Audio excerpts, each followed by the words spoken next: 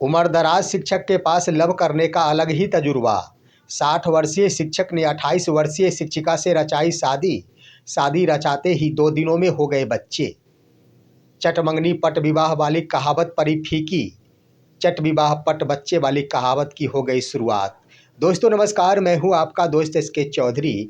इन दिनों बिहार में शिक्षा जगत से जुड़ी एक बड़ी खबर है कि 60 वर्षीय शिक्षक ने 28 वर्षीय शिक्षिका से शादी रचा ली। लेकिन उसके बाद एक और बड़ी खबर आ गई है कि शादी रचाने के तुरंत 2 दिन बाद ही दोनों आखिर माता पिता भी बन गए हैं। इससे यही कहावत चरितार्थ होती है कि चट मंगनी पट विवाह वाली बातें फीकी पड़ गई। चट विवाह पट बच्चे वाली कहावत की प्रचलन की शुरुआत हो गई। दोस्तों आइए आज के इस वीडियो में इन घटना के पीछे की सच्चाइयों से आप सभी को रूबरू कराता हूं कि मामला आखिर क्या है और कैसे उम्रदराज शिक्षक के पास लव करने का एक अलग तजुर्बा होता है। वही बिल्कुल अपनी भूमिका निभाई गई है एक शिक्षक के द्वारा। आइए इस पर विस्तार पूर्वक चर्चा करते हैं, लेकिन इससे पहले मैं आपसे गुजारिश करूंगा, अगर आप अभी तक हमारे इस चैनल सुसत्य वचन को सब्सक्राइब नहीं किए होंगे तो कृपया अभी सब्सक्राइब कर लेंगे। दोस्तों आपको मालूम होगा कि बिहार के मुजफ्फरपुर जिले के अंतर्गत औराई प्रखंड, जहां एक 60 वर्षीय शिक्षक ने 28 वर्षीय शिक्षिका से शादी रचा ली। दरअसल सबके मन में या फिर आपके मन में भी ये सवाल उठ रहा होगा कि क्या ये सरकारी शिक्षक है। तो सच्चाई के रूप में मैं बता देना चाहता हूं कि ये कोई सरकारी शिक्षक नहीं, निजी शिक्षक यानी प्राइवेट निजी विद्यालय के शिक्षक थे। और सबसे बड़ी बात ये रही कि निजी विद्यालय के ये शिक्षक खुद संचालक भी थे, जिनका नाम राकेश कुमार शाह था और वो औराई प्रखंड में ही विद्यालय का संचालन किया करते थे। उन्हीं के विद्यालय में एक और शिक्षिका कार्यरत थी, जिनका नाम शाइस्ता परवीन था। अब आइए दोस्तों, आखिर 18 फरवरी 2026 को इन्होंने विदेश में जाकर शादी रचा ली। भारत में नहीं, नेपाल जाकर इन्होंने शादी रचाई। लेकिन सबसे बड़ी बात ये रही कि शादी रचाई उन्होंने नेपाल में और भारत में आकर 2 दिनों बाद ही यानी 21 फरवरी 2026 को उन्होंने एक बच्चे को भी जन्म दे डाली। शाइस्ता परवीन अब एक बच्चे की मां बन गई है और राकेश कुमार शाह नए नवेले बच्चे के पिता बन गए हैं, जिनके पास पहले से 2 बेटे और 1 बेटी है। आइए दोस्तों आज के वीडियो में जानते हैं आगे की घटना कि आखिर मामला जुड़ा हुआ है, इसकी शुरुआत कहां से हुई, आखिर क्यों और कैसे 2 दिनों बाद बच्चे को जन्म दे दी। दरअसल दोस्तों शिक्षिका शाइस्ता परवीन ने अलग ही बयान दी है और बयान देना भी लाजमी बनता है। उस वक्त उन्होंने बयानें दी है जिस वक्त उस शिक्षक राकेश कुमार शाह के परिवार के ऊपर शिक्षिका के परिवार वालों के द्वारा एफआईआर दर्ज कराया गया।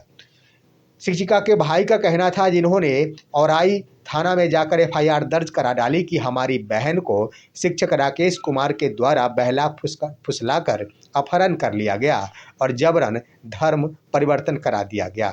ऐसा आरोप इन्होंने तब लगाई जब शिक्षक भारत से भागकर नेपाल चले गए और 18 फरवरी 2026 को उन्होंने एक मंदिर में जाकर हिंदू रीति रिवाज से शादी रचाते हुए फोटो तस्वीर वायरल कर डाली। अब दोस्तों यहाँ पर देखने वाली बात यह है कि एक तो एफआईआर दर्ज करा दिया गया शिक्षिका के भाई के द्वारा, तब तो शिक्षिका के द्वारा बयान देना लाजमी बन जाता है और उन्होंने वीडियो जारी कर बिल्कुल स्पष्ट कह डाली कि मैं बालिग हूँ, नाबालिग नहीं हूँ, 28 वर्षीय हूँ। उन्होंने स्पष्ट दोस्तों कह दी कि मुझे सब कुछ समझ में आता है, ज़िंदगी का फैसला लेने के लिए मैं बिल्कुल ही सक्षम हूँ और मैं जो कुछ भी की हूँ अपनी मर्जी से सोच समझ कर की हूँ। मैंने अपनी मर्जी से शादी रचाई है, इसलिए इन सर के ऊपर कोई दबाव नहीं डाला जाए और ना ही इनके परिवार को परेशान किया जाए। ये तो पहला बयान, पहला वीडियो जारी किया गया था दोस्तों। लेकिन अब आइए आपको मैं बता देना चाहूँगा कि यह शुरुआत आज की नहीं है। दरअसल दोस्तों वर्ष 2014 में ही शिक्षिका शाइस्ता परवीन उस शिक्षक के विद्यालय में जाकर पढ़ाना शुरू की थी। वर्ष 2014 में ज्वाइन करने के बाद लगातार ही वो उस विद्यालय से जुड़ी रही, जिसका नतीजा हुआ कि एक विद्यालय में लगातार ही लगभग 14 वर्ष रहने के बाद शिक्षक और उस प्रिंसिपल के बीच प्रेम का रिश्ता गहरा गया।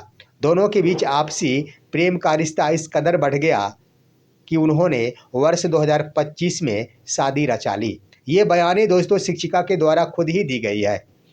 अब आइए दोस्तों, वर्ष 2025 में इन्होंने शादी रचा ली थी, लेकिन अब खुलासा उनके स्तर से नहीं किया जा रहा था कि हम दोनों शादी रचा लिए हैं, क्योंकि दो मजहबों से जुड़ा हुआ यह मुद्दा था, एक हिंदू और दूसरा मुस्लिम, जिसके कारण तिल का तार बना दिया जाता। यहाँ हिंदू मुस्लिम के विवाद उत्पन्न हो जाते, लेकिन यहाँ पर बड़ा ही तजुर्बा उन्होंने निभाया।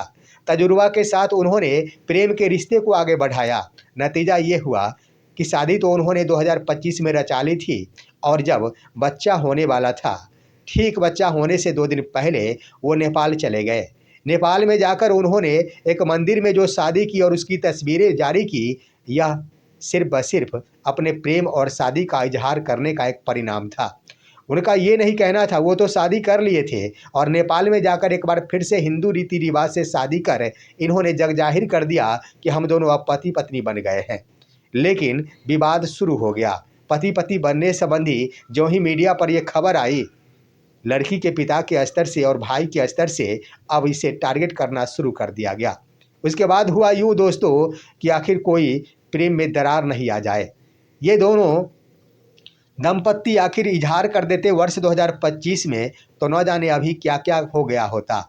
लेकिन अब जरा गौर कीजिए कि 18 फरवरी को उन्होंने जाकर मंदिर में शादी रचाई, तस्वीरें वायरल की और 21 फरवरी को एक बच्चे को जन्म दे दी।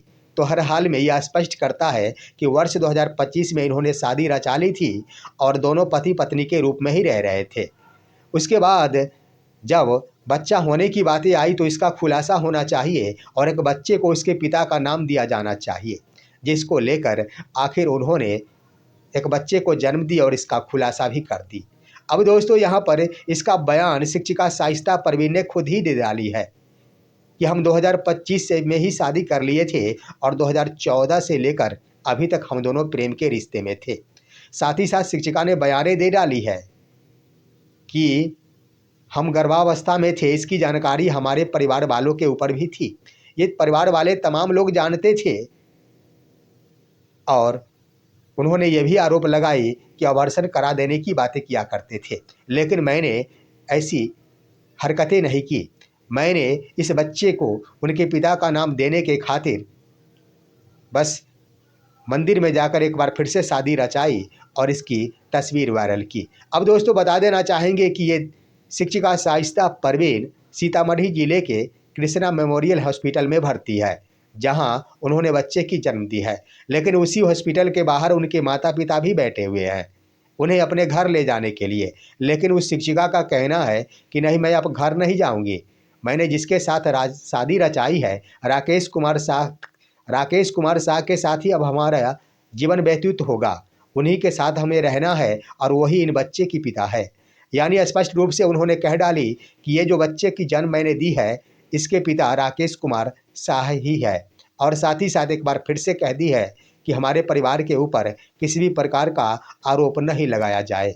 अब दोस्तों यहाँ पर देखने वाली बात यह है कि स्पष्ट रूप से बड़े ही तजुर्बों के साथ दोनों दंपत्ति ने इस रिश्ते को अंजाम दिया है। दरअसल आप देख लेंगे, अगर उस वक्त जिस वक्त उन्होंने वर्ष 2025 में शादी रचा ली थी, अगर इसका खुलेआम हो जाता तो ये धर्मांतरण वाली बातें शुरू हो जाती, ये विवाद शुरू हो जाते और न जाने अब क्या हो इस वक्त तक क्या कुछ हो गया होता। लेकिन अब एक चाहकर भी कुछ नहीं किया जा सकता, क्योंकि शिक्षिका ने एक बच्चे की जन्म दे दी है और स्पष्ट रूप से उन्होंने कह डाली है कि इन बच्चे के पिता राकेश कुमार शाह ही है। वैसे मैं बता देना चाहूँगा कि राकेश कुमार शाह फिलहाल फरार नजर आ रहे, क्योंकि उन पर FIR दर्ज कराया गया है और अपहरण कर लेने संबंधी और जबरन धर्मांतरण कराने का आरोप लगाया गया है। लेकिन शिक्षिका ने इन आरोपों को खारिज करते हुए अपनी मर्जी से शादी रचाने की बातें कह डाली है। दोस्तों अब देखना होगा कि आखिर क्या कुछ आता है, लेकिन पुलिस प्रशासन का कहना यह है कि शिक्षिका बिल्कुल स्वस्थ है और बच्चे भी स्वस्थ है। जब तक ये दोनों आखिर ठीक नहीं हो जाते तब तक कोर्ट में बयान नहीं दिलाया जा सकता। स्वस्थ होने के बाद ही इन्हें कोर्ट में बयान दिलाया जाएगा। तो स्पष्ट है, ज्यों ही शिक्षिका के स्तर से कोर्ट में बयान दर्ज कराया जाएगा, शिक्षिका आज़ाद हो जाएगी। शिक्षिका और शिक्षक पर लगे तमाम आरोप खारिज कर दिए जाएंगे और दोनों दंपति एक साथ रहना शुरू कर देंगे। तो इस तरह से बड़े ही तजुर्बों के साथ दोनों ने इस रिश्ते को अंजाम दिया है। सूझबूझ के साथ धर्मों के बीच का आने वाले दीवार को उन्होंने सूझबूझ के साथ ही समाप्त कर डाली है। दोस्तों, इन घटना पर आप क्या कहेंगे? अपनी राय कमेंट के माध्यम से दीजिए। साथ ही साथ ये बताइए कि क्या उस शिक्षक के द्वारा शादी रचा लेना उचित था? इसके बारे में बताइए। हमारे वीडियो को लाइक कीजिए और आप दीजिए अपने दोस्त को इजाज़त। हम फिर मिलेंगे आपसे अगले वीडियो में। तब तक के लिए नमस्कार।